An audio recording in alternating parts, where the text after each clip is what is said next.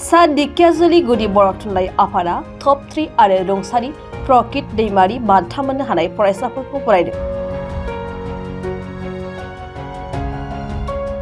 Matric आनजादाव सेथि मासि लानानै उथ्रिसार जानाय सा दिखियाजुलि ओनसोलनि फरायसाफोरखौ सा दिखियाजुलि गुदि बर' थुनलाइ आफादा दिनै बातासिपुर मिलन गोजौ फरायसालियाव बरायो।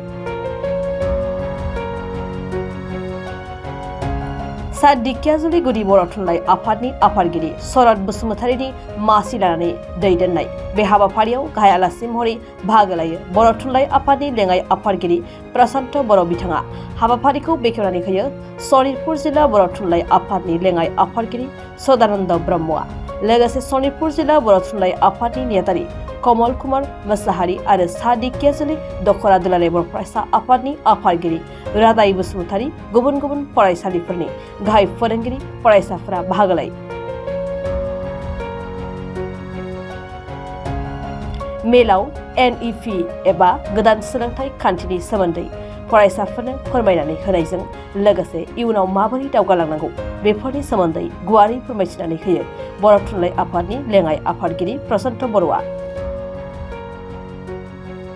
सा दिखियाजुलि गुदि बर' थुनलाइ आफादनि बानजायनायाव दिनै बातासिपुर मिलन गोजौ फरायसालियाव देग्लायनि मेट्रिक आनजादाव उथ्रिसार जानाय फरायसा फरायसुलिफोरखौ बरायनायनि हाबाफारि लादों आरो बेयाव बाहागो लानानै जोबोद मोजां मोनदों। मानोना जोंनि जाखांफुनाय लाइमोन फरायसाफोरखौ दिनै आथिखालनि जि नेशनेल इडुकेसन पलिसि बेनि माखासे बाथ्राफोरखौ फोरमायनायनि गोनांथि दंखायोमोन आरो लोगोसे बिथांमोननि गोदानै गोजौ सोलोंथाइ लानायनि जि जुरिजेननाय बे समावनो मोजां दिथा होनो हायोब्ला इयुनाव बिसोरनि मोजां जायो आरो बेनिखायनो बे जाफुंसार जानाय फरायसा फरायसुलिफोरनि गेजेराव मोनसे हाबाफारियाव बाहागो लानानै जोबोद गोजोननाय मोन्दों आं।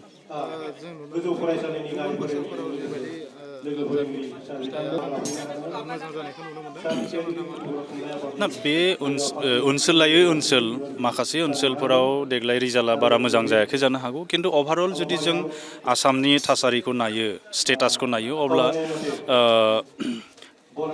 सेबानि रिपर्ट बायदियैनो आसामाव STPफ्रानो बयनिख्रुइ बांसिन जौखोन्दोनि फरायसाफोरा पास जानो उथ्रिसारनो हादों। थामहिनबा हारिसाफोरनि गेजेराव बाहागो राननायाव STफोरानो बांसिनै पास जानो हादों आरो लोगोसे चिरां जिल्लाया आरो बेजों लोगोसे बाक्सा बेफोर जिल्लाफोरा मोजां एबार फिथाइ होनो हादों मेट्रिक आनजादाव।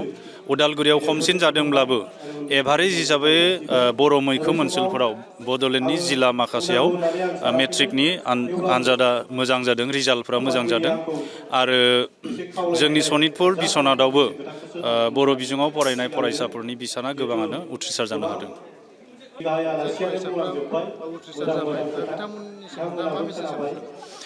बिथांमोना आरो बांसिन जोथोनै फरायनांगोन, मानोना नेशनेल इडुकेसन पलिसिया माखासे गोदान आरो सोलायनाय लाबोदों। फैगोन बोसोरनिफ्राय जिहेतु हाइ स्कुलाव आर्टिफिशियेल इन्टेलिजेन्सनि सायाव स्किल पेपार फैगोन, बिनि सोमोन्दै जोंनि फोरोंगिरि गार्जेन गासैबो एवेर जानांगोन आरो गुबुन फारसेथिं कलेजाव जाय सोलोंथाइ होबाय थानाय जादों देग्लायनिफ्राय आसाम सरकारा कलेजफोराव BA, BSc आरो BCom फरायनायजों लोगोसे इन्टिग्रेटेड टिचार्स इडुकेसन प्रग्राम होनाय गोदान मोनसे कर्सबो खुलिफानो नाजादों। दा जोंनि फरायसाफोरा जुदि बै गावसोरनि जि मेन कर्स BA, BSc, BCom जिखि फराया मानो बेजों लोगोसे जुदि इन्टिग्रेटेड B.Ed थामहिनबा इन्टिग्रेटेड टिचार्स इडुकेसन प्रग्राम बे कर्सखौ फरायफायाब्ला 2030 सननि उनाव रावबो फोरोंगिरि जानो थाखाय इलिजिबल जानाय नङा। दा फोरोंगिरि मावनायाबो मोनसे प्रफेसनेल कर्स जाबाय। दा बेफोर गोदान बाथ्राफोरखौ फरायसाफोरखौ मिथिनाया गोनांथि दं। जों नुनो मोनो माखासे फरायसाफोरा SSLC आनजादाव मोजाङै रिजाल्ट खालामो, नाथाय कलेज लेभेलाव थांनानै गाज्रि। बेनि जाहोना जाहैबाय जेब्लासिम स्कुलाव फरायो अब्ला बिमा बिफानि थोंजों दैदेननायाव बिसोरनि बेंनायाव स्टुडेन्टफोरा थायो आरो कलेजाव एडमिसन लाहैनानै हस्टेलाव थाहैनाय एबा गुबुन जायगायाव मेस खालामनानै थाहैनानै फरायनाय बेयाव थोंजों बिमा बिफानि दैदेननाया थाया। दा बेनि थाखायनो माने एखमबा स्टुडेन्टसफोरा गुबुन लामाजों दैथिंजायो आरो फारसेथिं कलेजाव स्कुल बायदि माखासे रेगुलेसन थाया बेहाय एसे फ्रि माने क्लासनि अपसन थायो ओंखायनो गोबां स्टुडेन्टसफ्रा नांगौ बायदि क्लास लायालासेनो नांगौ बायदि फिथाइखौ बिसोरो मोननो हाया।